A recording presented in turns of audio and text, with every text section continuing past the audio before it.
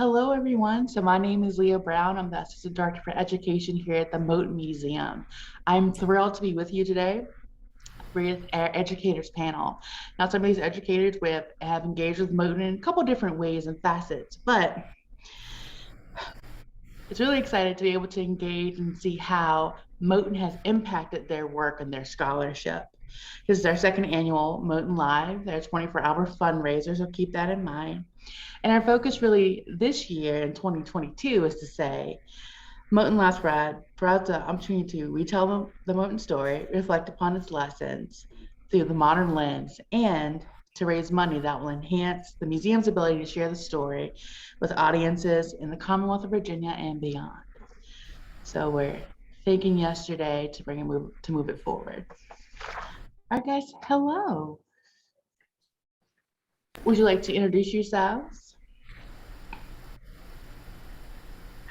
I'll go. I'm Terrell Fleming. I'm the History and Social Science Specialist for Powhatan County Public Schools. Mm-hmm. I'm Beau Dickenson. I'm the Social Studies Supervisor for Rockingham County Public Schools up in the Central Valley. Mm-hmm.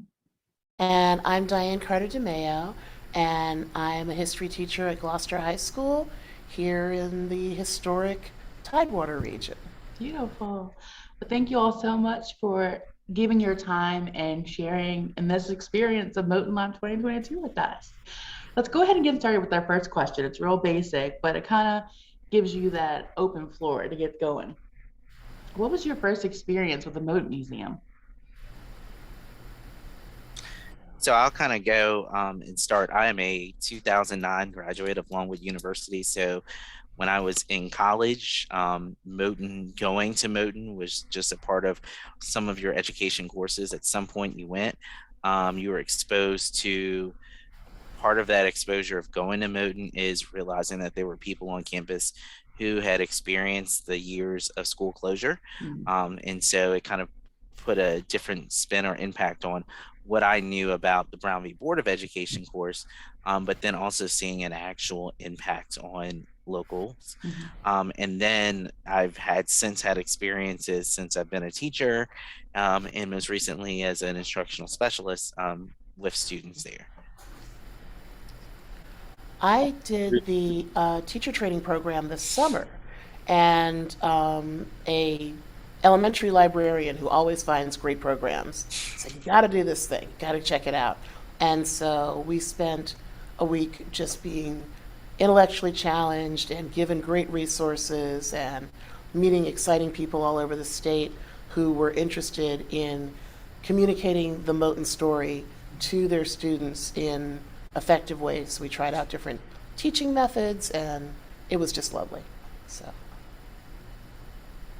My experience goes back a ways before. I think it was a museum, but it was not a museum in its current form as the Moton Museum. And I discovered the story, I'm embarrassed to say, as a history undergrad and as a citizen of the Commonwealth of Virginia, that I grew up not knowing that this ever happened. And I guess that's why I'm so committed to including it in our curriculum, is to ensure that our students, generations from now, will all have learned this lesson and know that this history transpired, and be inspired by it, but also confront the hard truths that it presents, and reflecting upon not just the strike, but the 13-year struggle, all the different chapters of the Moton story. I think read about it in the Taylor Branch book, where there was a chapter about Vernon Johns. And, I'm looking up Farmville, Virginia, which I had been to as a child.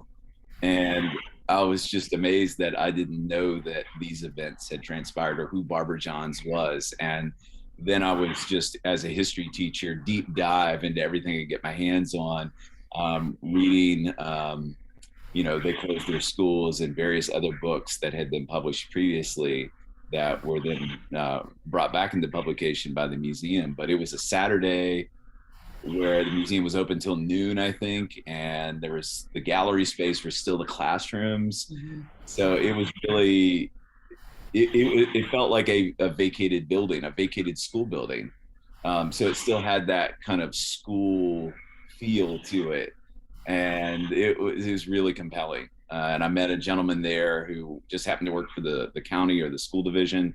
He was coming in to check on something, and he was a person who was impacted by the school closures and imparted some of the stories. I think I had shared with him that I was ignorant of the story, and he wanted to, he was willing to share his own life story. And I'll never forget that. Yeah, it's important that you bring that up. A lot of people don't know about this history. I have a vivid memory of being in the Moton Auditorium for the first time years ago now and just saying, wait a minute, no, there's no way this was allowed to happen, but it was. And how these legal changes affected a community that we still are dealing with today. And then going back to that community, wanting to preserve their history and their story. But you just mentioned about when walking into early Moton as a museum, to it opened as a museum in 2001, but it was still a public school for Prince Edward County until the 1990s. And then our permanent galleries were brought in 2013. So vast changes in the same space since it was built in 1939. But it's interesting just to think about the number of people who walk through these halls and their stories and their perceptions and what their experience was here in Prince Edward County. So this is the next thing we're going to think about. How have you incorporated Moton into your classroom or into your school spaces? I know we talked a little bit about different programs, and just this summer with Dianne, what content you came up with or thought about with the Teachers Institute? Well, one thing that I've used in the past couple of weeks that was a Teachers Institute device was making historical markers where the children have to distill the essence of an important historical event into, 150 words that can fit on a sign. And with this, I had them actually design a statue or a 3D thing that would go with it. But that was something we did that I thought was very, very useful. I will say for us, we added it to, it was one of the, when we instituted our African American History course this year, it was one of our advertising features of we were going to have a field experience to Moton. It's something I had teachers participate, Dianne, last year with you, with the Teachers Institute. And kind of just for me, the story, again, it kind of, as I have evolved into my support role, realizing that this is something we need to do more of. And I have teachers who live in Prince Edward who have asked me about it when we talk about Virginia studies. So for us, I'm not as far as Beau, I think, probably in integrating it into our content, but we're as a division looking to make sure that this is a story that, as everybody says, the true history is told. This is the true history. And that you can, I was listening to a story from my uncle who we had for Black History Month, who grew up in Cumberland County, and talking about Reverend Griffin as his pastor between pastoring in Farmville and pastoring in Cumberland County. And I never knew that. And it was, we were able to share that out, that connection to our whole high school community for Black History Month. So I feel like it's creeping ever so slightly, because it does change, takes time, but definitely in the right direction for us, of including it in our curriculum. For me, I was just fortunate to be at a meeting of our local Rotary, and I was invited because they had 3 special guests, and they were Lacey Ward and Reverend Williams and Joan Johns Cobbs. And so I knew this story. I sat down and was there probably 45 minutes early, and in walks Joan Johns Cobbs and sits down next to me just by, chance. And I'm trying hard not to pepper her with questions because I knew who she was. I knew this whole story, and I was trying not to ruin her breakfast. And it evolved into a wonderful meeting, and she was very kind and shared the story, and we got to know each other. And so then I invited the 3 of them to come back, and speak to all 4 of our high schools. And we had a special assembly where they shared the Moton story. And I think that was the year that perhaps the museum had opened, I think, or had just opened. So then at lunch at that event on that day, Joan said, "This is great, but you need to take the students to the museum and walk the streets of Farmville and experience the community in person." And of course, I said, "Yes, ma'am." and she inspired me. She said, "This was a movement by students. Students should see the place where it unfolded. It happened in school. They're in a school." So that connection in my mind was, thinking not only in content in terms of telling the story, but also in terms of pedagogy and how do we tell that story and how do we engage students in it. And I wanted it not to be the traditional field trip experience, which tends to be a passive experience. It's just different that you're, outside of the confines of the classroom walls. But sometimes our field trips are still, I have to catch myself. I'm talking to kids and they're just listening. So we took inspiration from the story of Moton that said this should be a student-led field trip, the way that was a student-led movement. And kids should learn about how young people impacted the world in which they live. And they'll do that. They'll lead this field experience. So that's a program we've had for 5 years. It was put on hold by the pandemic. We look forward to renewing it this new year. And even if you can't get there easily on a field trip, there are the beautiful resources at the motonschoolstory.org where kids can, go through the different galleries. One end of American history lesson that's been really effective that I'm going to incorporate in the new African American history course is watching the Barbara John story, right? And then listening to Amanda Gorham read at the inauguration and kind of drawing those parallels of outstanding young women. That's awesome. That's awesome. Just to have the different ways to get at similar storyline or content. And I will say this too, to kind of connect to Moton, is we had a local community member who was speaking up about resources at one of our school board meetings and mentioned the book, Something Should Be Done About Prince Edward County. And so for us we purchased the books with the intent of incorporating it into our first year of our course, but I know that is more logistically challenging as there's more content than initially realized for us to cover. But for us, that too provides us with the resource that she was looking at. Oh, well, I can also, the same teacher, I can incorporate this conversation into my government class. And I think, as Beau mentioned, kind of as we start to think of a post-COVID education world, I think it'll provide some great opportunities to connect kids to Moton. And, we've looked at how to bring in those online programs into our classrooms this past year and in previous year, just because of the nature of education and what we can and can't do. And now to the resources that you guys have of being able to do tours of the museum, provide a nice, unique opportunity that wasn't there before. We're trying to find a way to get as much information out as possible, as many different ways as possible. Like, I think about students that engage best by doing. We have tactile things to get at and literally construct a timeline of what was going on.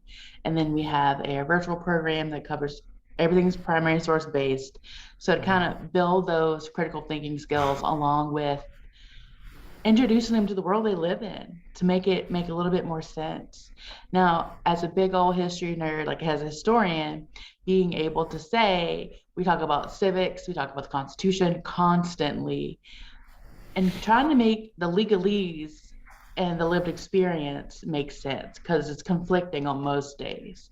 So being able to invite students here to have these confused conversations to make it make sense by digging in deep with these primary sources and engaging and asking the questions and sitting in the discomfort of it doesn't make sense, but it still happened. But why?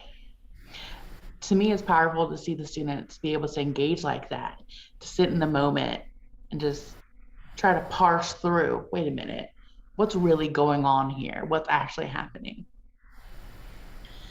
Well, I know like when we just brought our students there for the field trip, you Mhm. know, something that sat with me, one thing that I didn't know about the whole experience is, you know, I didn't realize, you know, the bus accident that happened before. And that just kind of, you know, it makes me pause. One, because I think I went to school in Farmville, and as a part of the lived experience of being there for 4 years, seeing, oh my gosh, like these are places that these kids interacted with, you know, and seeing, you know, the pictures of the all white high school that was on the avenues.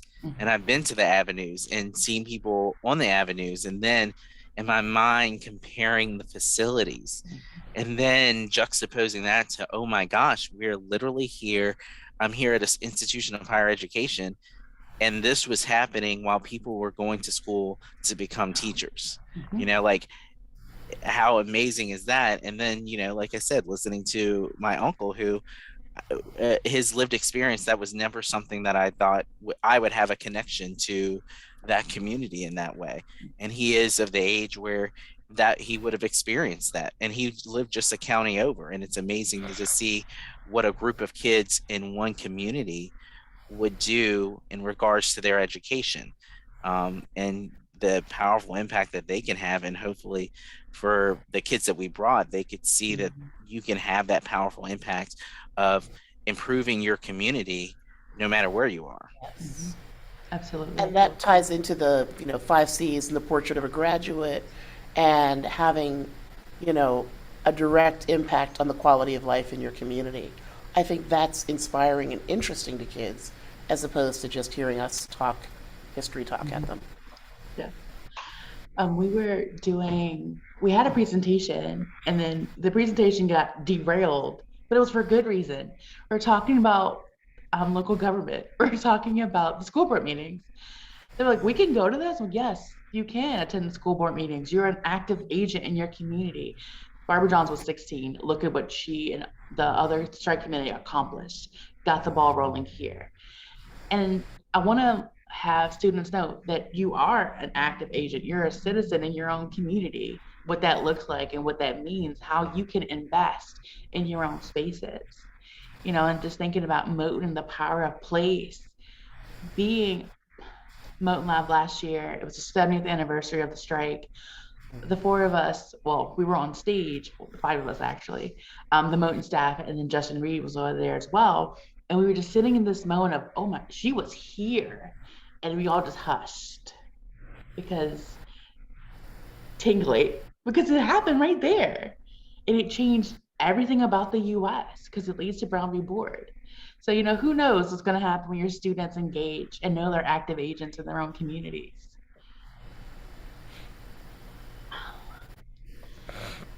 Man. So, to go off that, what's the overall impact of Moton, like as an institution, as a resource? What do you guys think? Well, I was connecting with what you said because I want students to know the history and the story, but I want them to identify with a young person that was their age, if we're talking high school kids, that left an impact on the country. And if you want to, sometimes high school kids get a little jaded and a little apathetic, and they feel that the world functions without them and that they can't have an impact. So not only is this inspiring to, of course, young ladies through the experience of Barbara Johns and students of color, but students generally, young people, adolescents can have an impact.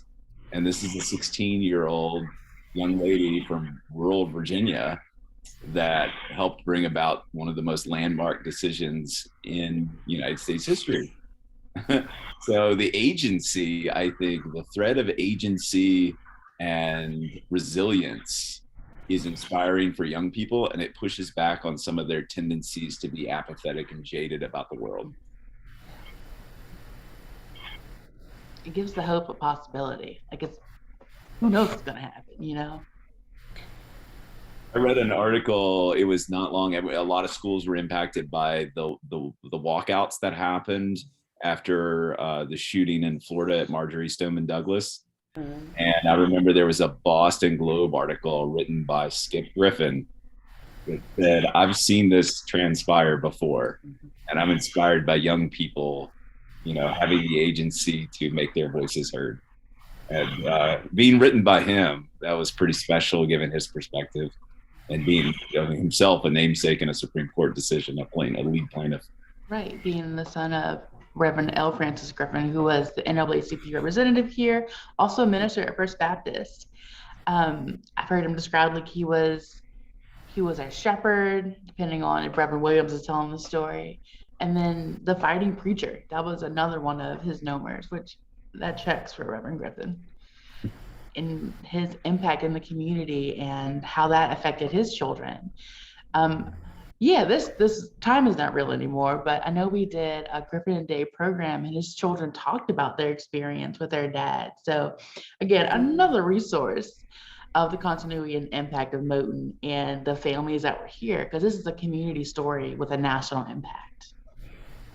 Well, I think when you say like a community story, it is like, as I think about it, like I said, seeing Reverend Williams, I mean, I could see him on campus, and if you didn't go to Moton, you wouldn't know why. I mean, he just came there to eat, but I mean, like the connection of this is somebody in the community who was affected, or whoever, I can't remember her name, and she worked in our ed food services, and she would check the cards, but I found out later that she was part of the group that she lost her education. And then, to think of the challenges that you would face of, you have somebody in your family who at 5 years old, they would go to school, but at 10, would they go back? Or if you're 15, would you go back at 20?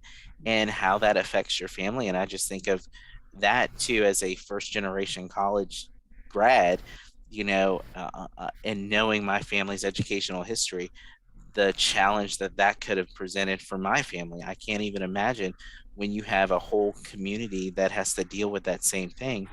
You have people that have to come up and be, very innovative in how they approach and move their lives forward. And I just think being able to see that and connecting that, if kids are able to go, to me should show that anything is possible, and to not be, let alone let your circumstances prevent you from success. So to me, it's always powerful when we have some of our storytellers engage with their students. Miss Rita Odo Mosley, we always know she's going to be willing to share, because I understand that it is a gift when the storytellers tell their history, this traumatic experience they lived through as kids with the community and school students. And part of it is like, you want the kids to know, like, this is one person's experience. This is how they overcame it, dealt with it, how they process what was done to them. We talk about the school closings here, because Prince Edward County didn't have any public schools from 1959 to 1964. And that affected everyone in this community, white students and Black students the same. Well, not the same, definitely not the same, but they affected white and Black students. So everyone that was here in this community was impacted. And the ripple effect of how we deal with that today. I know I wrote in magazine, we're working on our 5th volume now, and that kind of helps how people who survived this history, how they process it, how they haven't processed it, and then the different conversations just about their lived experience and how students engage with that. Super meaningful. And I think I'm in a majority white district, and so I think white kids who've heard of the story, and not everybody has, are like, oh, well, that really was unfortunate for Black people. But when they learn that, if your parents weren't rich enough to send you to the academy, then you were in the same pail of hurt. They're like, oh, this is relevant. Another thing that I've been thinking about all day, I watched a documentary I was showing on Reconstruction, Mm. and the idea that if people didn't want to come together, they wouldn't have had to fight so hard against it, right?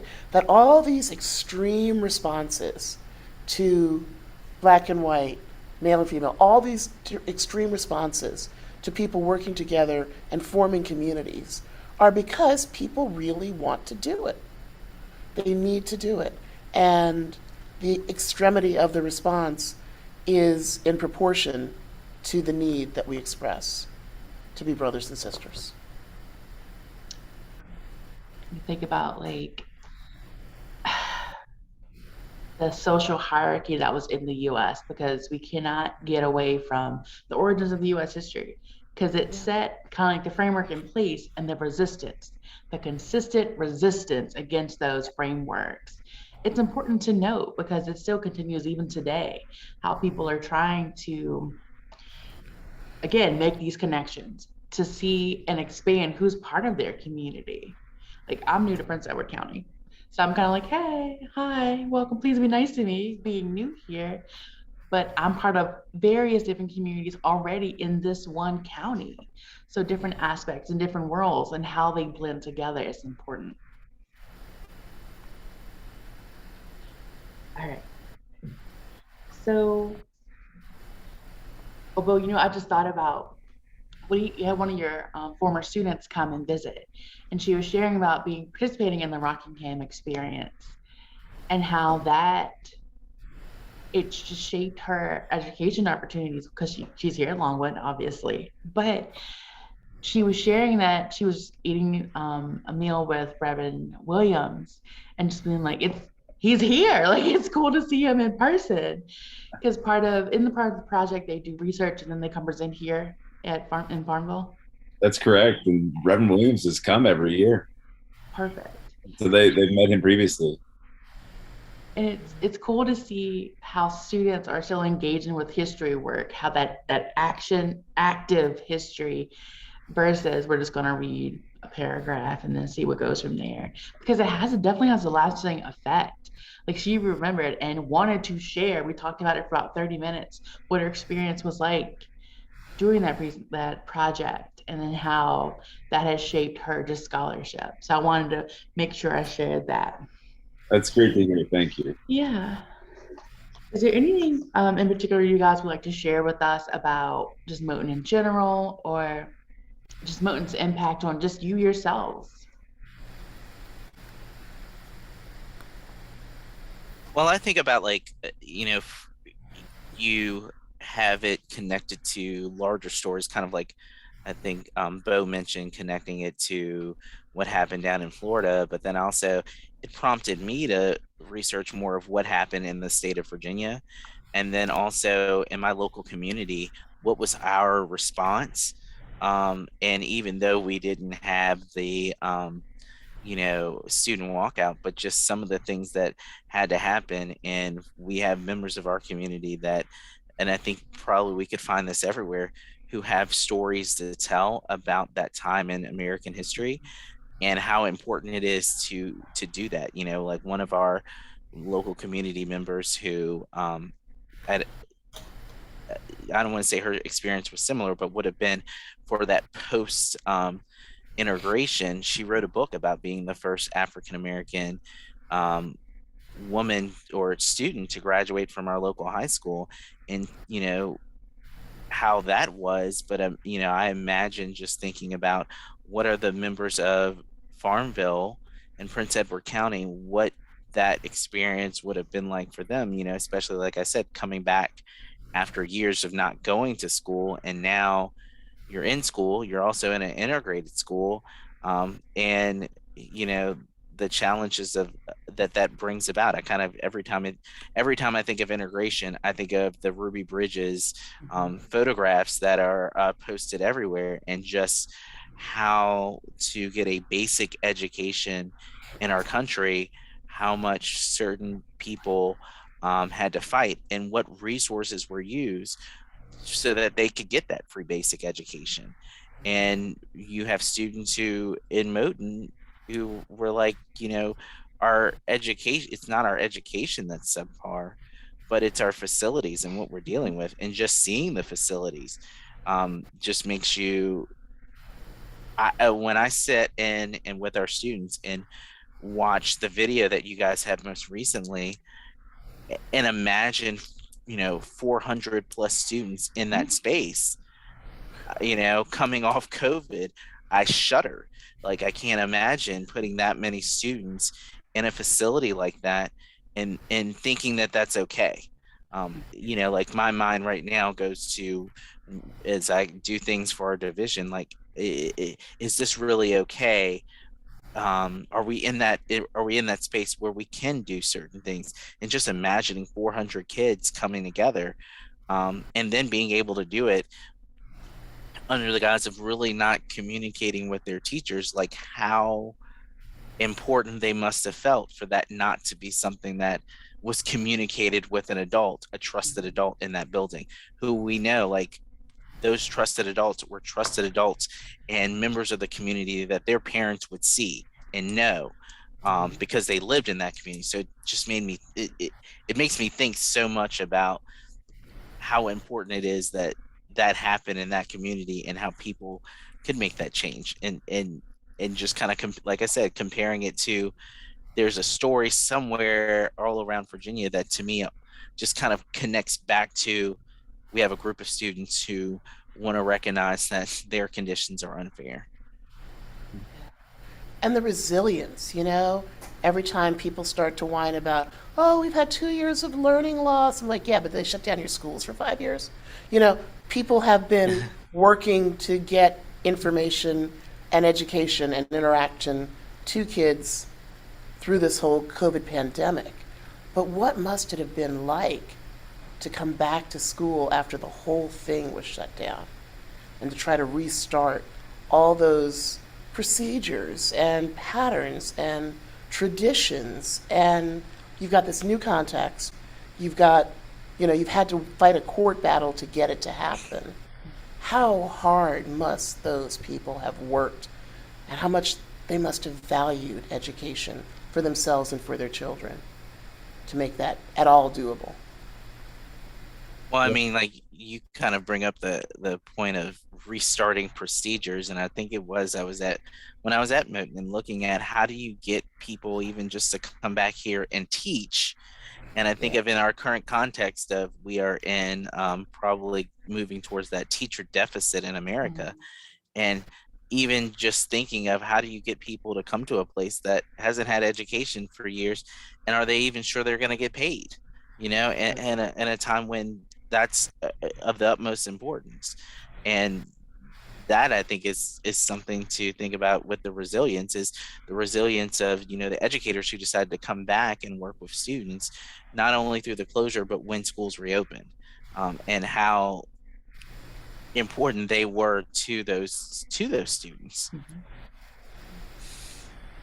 Terrell, your previous comments about touching on how this is symbolic, it tells a national story through the lens of a very local story, and in that way gives the power of emotion and drama and personalities, and you get more of a narrative, and that concept of scale shifting, right, of looking at history, national history, through the lens of a local story.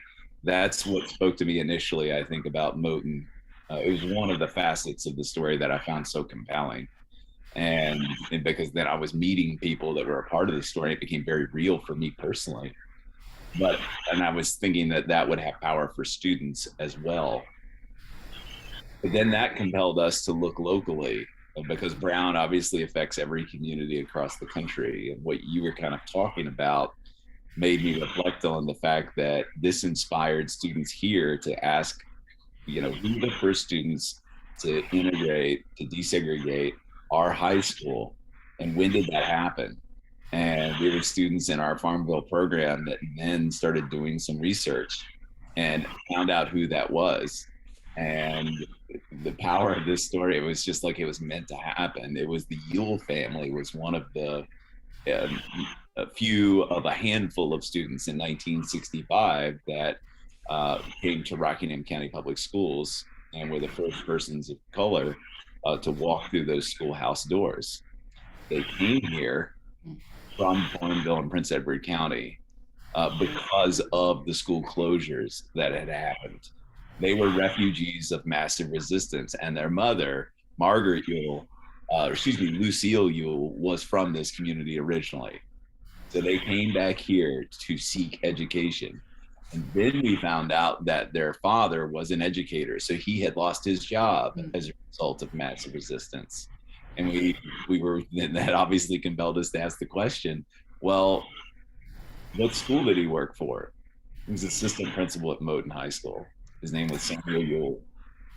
The closed doors in Prince Edward forced them open in my community. And it was because of these events. And we would have never known that story because of students and young people asking questions. Not anything I put in a PowerPoint slide, but for kids and curiosity. That is incredible. There's so many moving parts. So like, Beau, what was your response when that happened in real time? My mouth was open. Right.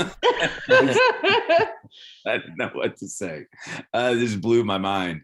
And then we made a documentary film. We invited the Yule family in and interviewed them about their experiences. Yeah. And they're good friends to this day. They come to our program. They came to one of our Farmville tour guides experiences, and they said this was something that we barely remember as kids. Some of them didn't remember at all because they were too young. Mm-hmm. But that was powerful. Absolutely. You think about how the impact of the school closings here, how that affected Prince Edward community and then the surrounding counties. Never would have thought Rockingham would have been impacted as well. So that's super cool to see the 6 degrees of separation in these conversations that we have. Oh my goodness, man. And then like, it really reinforces the power of oral histories and having these interviews and conversations. The urgency is there because time is short. It is what it is. So being able to sit and ask someone to share their story and then record it and have it for later use, like whether we transcribe them, also just have them at the ready, and the power of hearing someone's voice to have that capability. In our galleries now, we have in Gallery 5, there's an interview with Reverend Griffith, and like to hear him just start talking, like, okay, you're a real person, aren't you? You're not just the person in the photographs. And it helps give the full humanity, the full person that he was. So, wow, I'm glad you guys got to capture those interviews because that's tremendous. Man. All right, guys, do we have any final thoughts for our educator panel about Moton? Y'all come. I agree. Yeah. I agree. I think it's if you can make the trip, it's worth it just because I think it'll spark conversation and curiosity back into your own community and really see how, this community does connect. And as Beau mentioned, kind of that scale shift of, looking at something nationally, locally, you can start to examine what was done in your community, and what connection people have. I mean, I know it does for me, so. All right, guys, well, thank you so much. And for our viewers out there, thank you for giving your time to us to check in the educator panel for Moton Live 2022. And don't forget to donate if you can. Thank you so much.